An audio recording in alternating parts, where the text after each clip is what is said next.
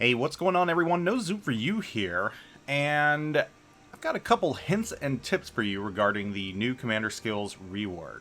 I know a lot of you have tons and tons and tons of ships out there, especially those of you that have been playing for the past 5 years, and you're probably bewildered right now at all the Commander skills that you have to go through and change and just figure out for every single ship. But I'm going to provide a little bit of guidance here and give you some tips that you may not know right now, especially you newer players out there. These are some things that you can do to make your life a lot easier regarding commander skills, and in the process give yourself a leg up. So the first thing I'm going to tell you right now is if you have high tier captain skills, let's say you've got some tier 10 ships and they're tech tree ships, that's what you're going to want to put your 19 or 21 point captains on. So right here I'm using the Shimakaze just as an example. This is just the first ship that I happen upon that I have not redistributed skills yet. And I know in the past I told you you can, in one fell swoop, start everything from scratch, and that's in the World of Warships news page, and most of you have followed that advice. Most of you have found that, so you should be good. All your ships should have been reset to 0 by this point as far as commander skills are concerned. So the reason why you want to put your commanders on a tech tree ship is that allows you to move it to your premium ships without with little hassle. So right here I've got the Shimakaze and I've got my 19 point captain. So I'm going to distribute the skills on it right now. And you know, I'm just randomly picking stuff right here because I want to just give you an idea of what I'm doing here. And I know this, well, this is probably a good optimal layout anyways because it focuses on torpedoes, and you know, I've kind of got set skills anyways, and I'm going to play around with Dazzle just because sometimes it does help. So now I master my 19 point captain, and he is on my Shimakaze. There's a couple things you might not know at this point about commander skills, and this is what I really want to show you right now. So I've got my 19 point Shimakaze captain. Now, I can move him to other tier 10 ships.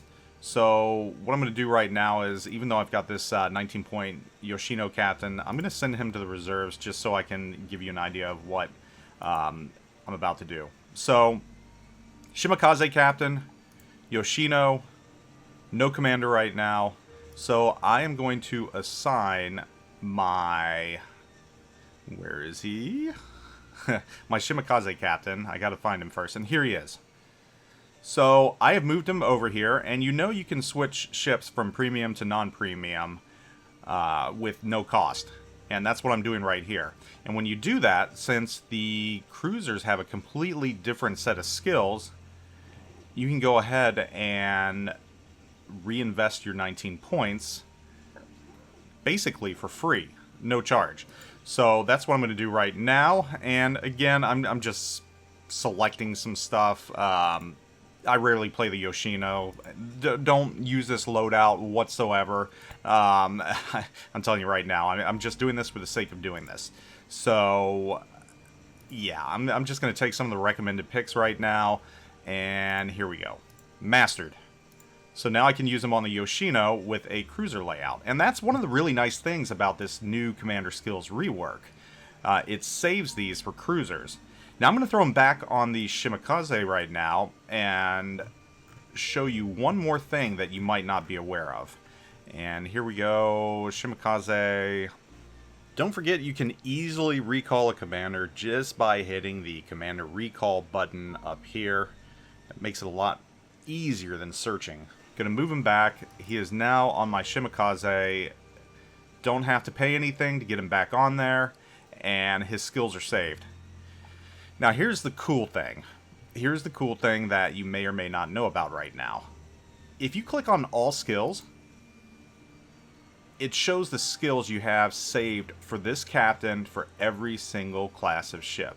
So here are my skills for this captain if I have him on a destroyer, my Shimakaze. Here are my skills for this captain that you just saw me use on the Yoshino. It saves those. And while I'm here, even though I'm on the Shimakaze on a destroyer, it will show you your skills for a battleship as well. Now, I can't distribute them here at this point, but if we move him to a premium battleship, I can do that, and it'll save it there. And the same goes for an aircraft carrier. So what you have is essentially one commander with 4 different skill sets, something we never had in the past, and something that's really nice that it saves these skills to that particular commander.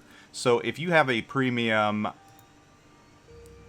cruiser, if you have a premium battleship, and if you have a premium aircraft carrier, you can pretty much move this captain from ship to ship to ship to ship at no cost, retain the skills, and this greatly reduces the need for multiple 19 or 21 point captains.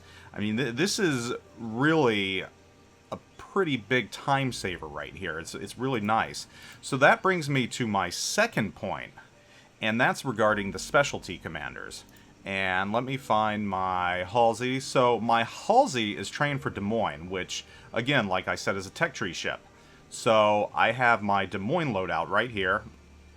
Already I have used it on a battleship. So I've got my battleship loadout saved for free.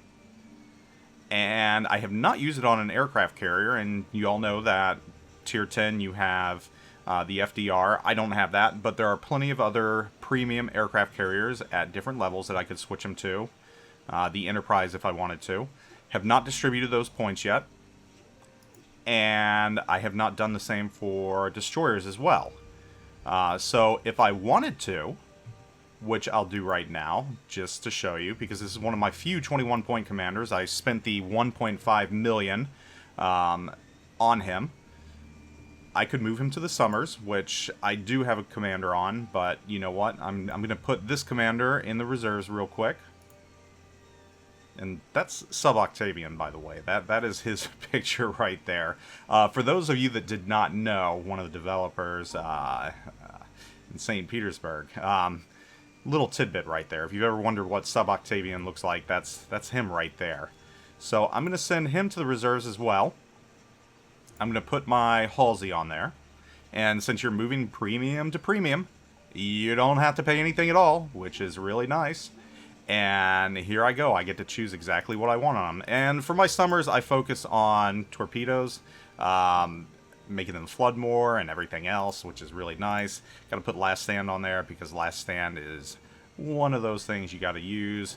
Trying to remember what else I had on there. I think I had consumables enhancement, but I don't know. I really don't know what the other commander I had on there was, so I'm just kind of guesstimating right here. I think I did have Swift and Silence. I use that every now and then because I find there is good utility out of it. It gets you from point A to point B a little bit faster. So I'll throw that on there. Definitely want preventative maintenance. You don't want your torpedo tubes going out. That leaves me with 4 points right here. You know, I could use Adrenaline Rush, but I'm going to put it on Dazzle just because I find that if I do venture too far into enemy territory and do get spotted, this gives you a better chance of escaping, especially if you can pop smoke and there's no radar ships around. And I've been messing around with Dazzle lately, but I'm going to master that. And here we go. Halsey is now set up for destroyers, cruisers, and of course my tech tree Des Moines, which is what I use him on the most. So I can switch him from Des Moines to any premium ship I want. I've got all these loadouts saved right now. And Halsey is already a very powerful commander. I mean, he's got some skill sets that help a lot. Now, I'm not using those on the destroyers because I just don't feel the need. But on cruisers, his specialty skills help a lot. And on battleships, they do as well. And of course, they change depending on what you have them on. The only thing I haven't set them up for is an aircraft carrier, and I can do that at my leisure. But this just shows what the Commander rework got right. This is one of those things that I feel the rework got right. And I know people are upset in some ways about having to redo all their commanders. But ultimately, if you're like me and you have tons and tons and tons of commanders, this really allows you to use one commander for numerous ships without having to redo your skills.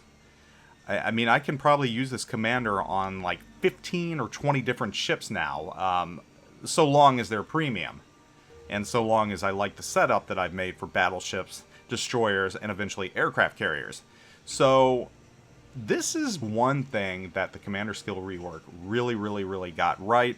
It's a time saver, it's a doubloon saver, it gives even more value to your specialty commander, and ultimately I really like the direction that Wargaming went with this in World of Warships. So just some tips out there for you again, and why you need these specialty commanders, and why you need to tie them or train them on a tech tree ship before anything else. It just gives you a lot more latitude. So I hope this helps you. Hope this gives you some ideas.